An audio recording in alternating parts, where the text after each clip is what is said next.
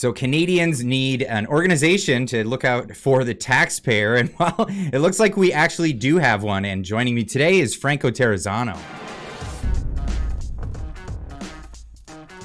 Here. Franco Terrazzano, thank you so much for joining me. You're a busy guy. You are a busy guy with all these new taxes that we have in Canada, and one in particular that's a lot of people are struggling over is this new carbon tax. It's a tax of, well, it's an arbitrary tax, just for the sake of cleaning up the environment. How is that working out?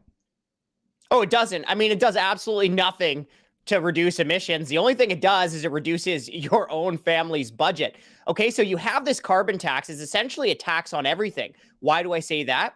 Well, when you bring your kids to go to hockey practice, you got to fuel up. You pay the carbon tax there, makes the prices at the pump more expensive. The carbon tax is also applied on natural gas. Well, that makes it way more expensive for you to actually stay warm during the winter months.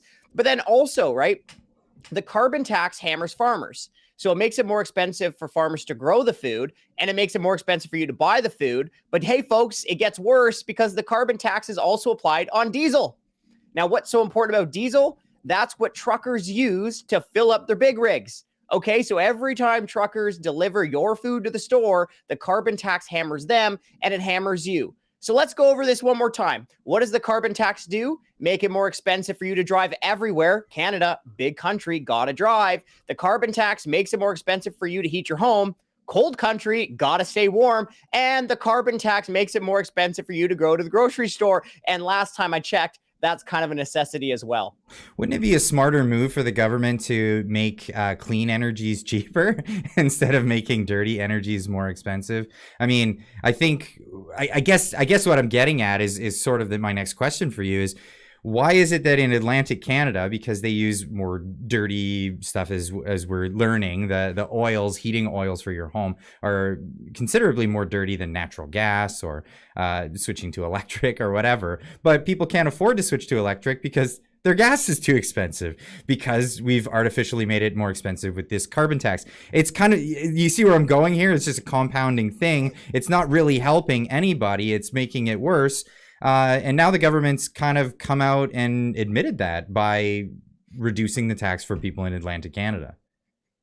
Wait, Clyde, are you trying to say that the carbon tax is about politics and not saving the planet? Is that what you're implying? Well, that's what it feels like. No way. You know, when Trudeau gave some Atlantic Canadians that carbon tax relief on their furnace oil, that had nothing to do with him collapsing in the polls in Atlantic Canada. Absolutely not, folks. Nobody looked at the man behind the curtain. That wasn't it, right? No, I mean, look, when Trudeau announced that he's taking the carbon tax off of furnace oil for 3 years, he did a couple things.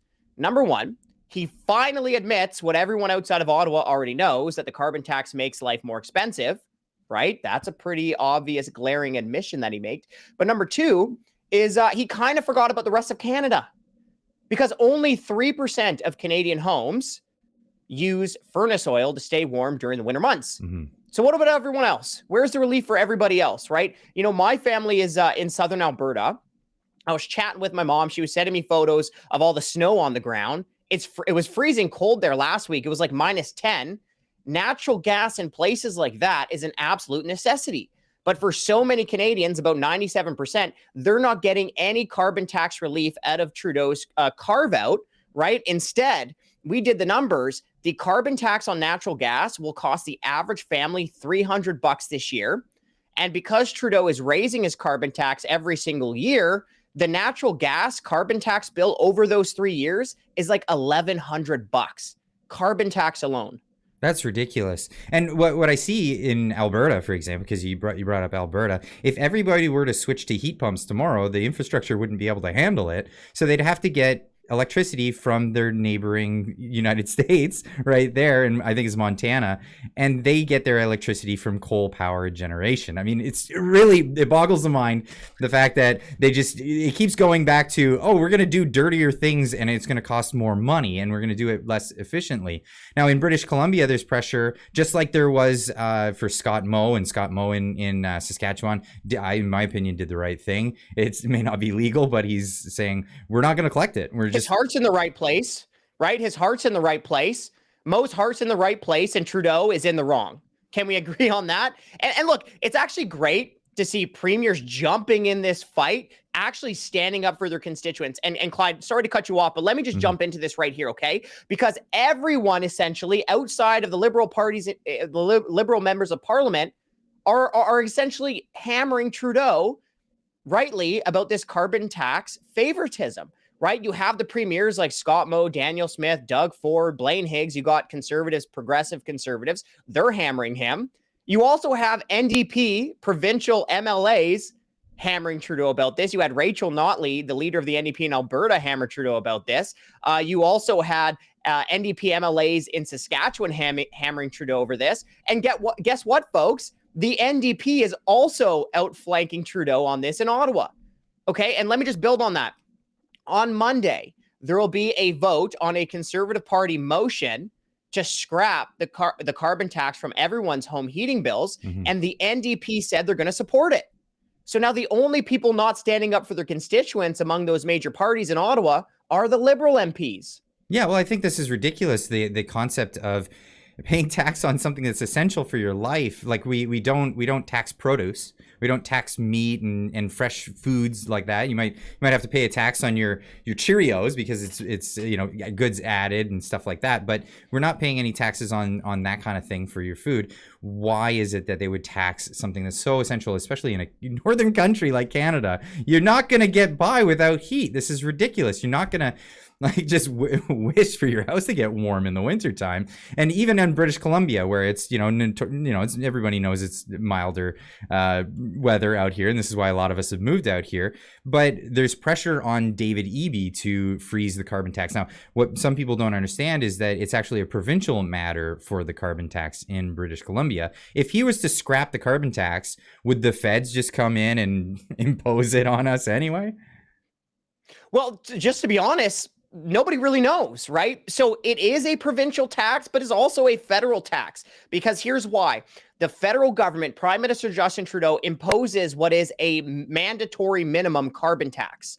Okay, so he essentially says this year it's going up every year following that you must have a carbon tax in place that is 14 cents per liter of gas, 17 cents per liter of diesel, and like 12 cents per cubic meter of natural gas.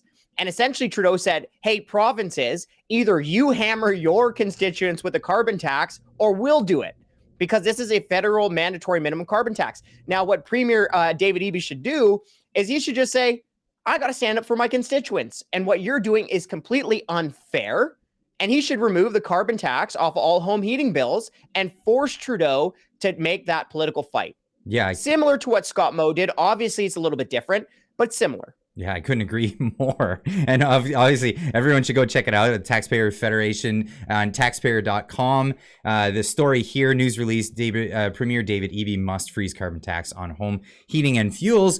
And then, people are worried about, putting a roof over their head, even because of how things have gone here in Canada. Roofs are being built, though. They're being built in Ottawa. You guys broke this story. This went national. Many other outlets picking this one up, but tell me about this $8 million barn in Ottawa. What is this about? Yeah, I mean, look, as you said, people are worried about just losing the roof over their head. And in Ottawa, they somehow have the money to spend $8 million on a barn. And it was Ottawa's two worst waste offenders, the National Capital Commission and Rideau Hall, teaming up to soak taxpayers for $8 million. Now, the National Capital Commission, the NCC, that's like the federal government's supercharged Parks and Recs board, okay, that manages the properties, the government properties around Ottawa. It spent $8 million building what it calls the barn on Rideau Hall. Now, look. Is it a special barn? Is it like Liberace barn with golden chandeliers? It's a glorified storage shed. Okay, it's where they're keeping their tools, keeping their vehicles, watering down their vehicles. But folks, you don't like spending $8 million on this. I did a little bit of research before coming on the show, and even when we were putting up the story originally. You know what $8 million buys in Ottawa? It would buy a palatial mansion described as Ottawa's most opulent home. So it costs the government $8 million to build a barn, which private real estate developers, they spend that, or they're selling that cost for an opulent mansion. It's amazing. It makes no sense. It's unbelievable. So obviously, the only purpose for this is ATVs and whatnot. Because you guys do this work, how do you find these stories of government? We're learning about a lot of government waste with taxpayers' money as of the past week. But where do you get this information? Where can the average person go and find out where their money's going?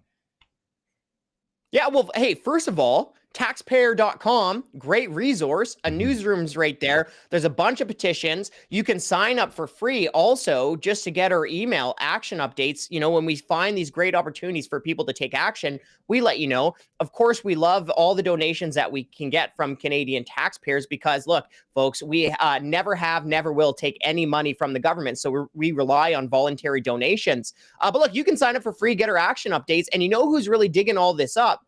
Is our investigative journalists. We have one of the best investigative journalists in the country, Ryan Thorpe, and he's filing tons of access to information requests to get the information that the government is not publicly disclosing. Right? This isn't posted on their website. We have to get it from access to information requests. And like, if you want to follow our work, taxpayer.com, you can follow us on Facebook, YouTube, just type in Canadian Taxpayers Federation, and you can find me on Twitter at Frankonomics. Yeah, it's great. Spend a couple of bucks on you guys to help save a couple of bucks on taxes. Absolutely. Maybe more than a couple, depending on how well this turns out. Thank you, Franco Terrazzano, for joining me today. Hey, it's my pleasure. Thanks for having me on.